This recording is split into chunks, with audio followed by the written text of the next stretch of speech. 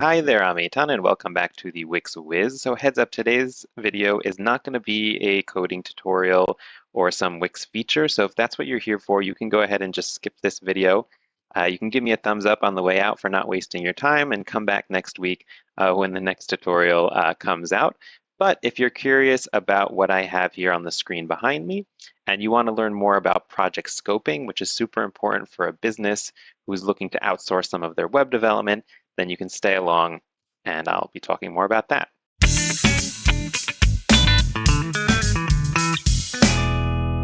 Okay, so scoping.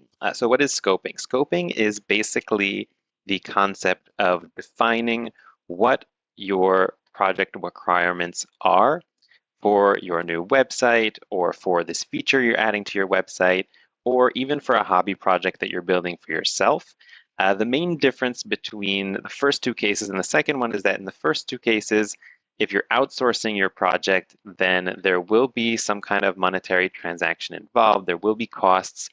And scoping out the project correctly will not only make sure that you receive the deliverables that you want and you need for your business, it'll also make sure that you stay within your budget. So how does this scoping happen? So usually scoping is something that will happen with the developer or with the web designer that you are hiring to build your website. If you're doing it yourself for a hobby project, it can happen with you and yourself in your room, just jotting a few things down on a piece of paper or writing some comments in the code IDE.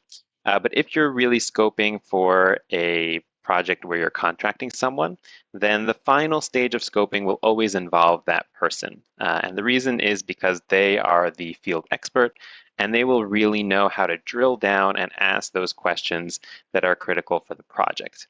But I highly recommend doing scoping also before that stage. And that is because this person that you're hiring, this developer, this web designer, this professional, they are going to want the information as soon as possible to give you the best results possible. So when should you start the scoping process? I recommend not waiting until the very last moment. Don't wait until you're in front of the person you're hiring in a discovery call to start thinking about what you want for your project. The better prepared you are when you're getting to that point where you're shopping around and looking for someone to get on your project, the better experience you will have. And that is because you will be defining the requirements for your own project. The whole process will be a lot quicker, and you'll gain the confidence of the person that you're contracting, that you are a serious person, a real business that knows what they want and will be pleasant and easy to work with.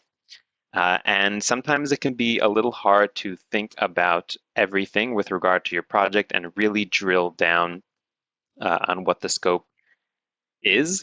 And it's really a process of just continually asking yourself questions regarding the project and trying to really flesh out all the details. So for example, if you know, okay, I need a form on my website.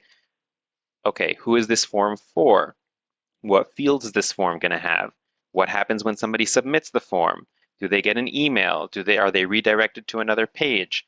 What do you do with the data from this form? Is there some kind of follow-up? Is this stored in a collection? Is it sent to some third-party API? These kind of thoughts and these kinds of questions, the more you ask yourself these questions in the stage that you're kind of preparing for outsourcing your project, the better your entire experience will be. And that is really what I have here behind me. So if you take a look here at the screen, this is a tool that I've prepared on our new website, thewixwiz.com.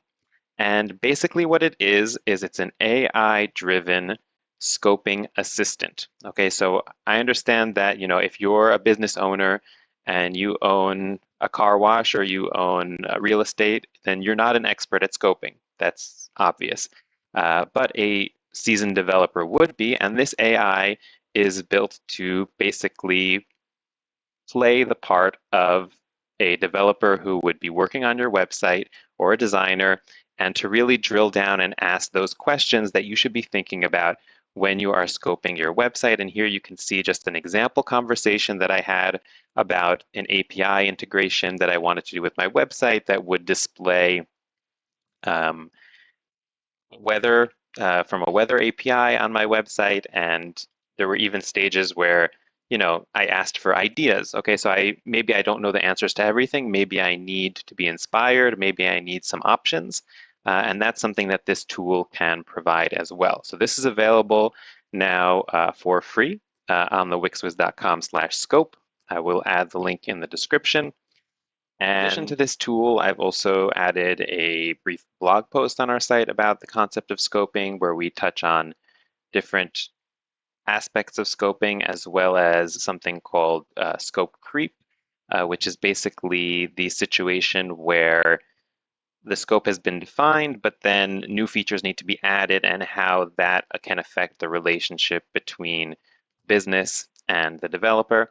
And I'm really trying to appeal to both sides. I imagine some of the viewership here are small businesses or medium-sized businesses that are trying to kind of either build their own site or kind of looking for help with building their business's site. And some of you might also be developers, so this can be possibly helpful from the other direction. If you're trying to learn more about how to scope projects with your clients, it's really a constant process of learning, and I learn new things every day and try and improve our own processes at the Wix Wiz every day. But I just thought I would share some of this experience and this tool so that people can, just be more prepared and get better features and better websites done in the long run. So if you like this kind of video where it's not really technical, it's kind of just a general idea regarding web design and web development, then give this a thumbs up. You can subscribe to the channel too. I have some videos like this. Most of my videos are tutorials, so I show you cool things in Velo, which is Wix's Wix code essentially, and I show general Wix tricks and techniques and updates and stuff like that. So if you're interested in that, I usually have new videos every week, so you can go ahead to the channel. It's on YouTube, the Wix Wiz.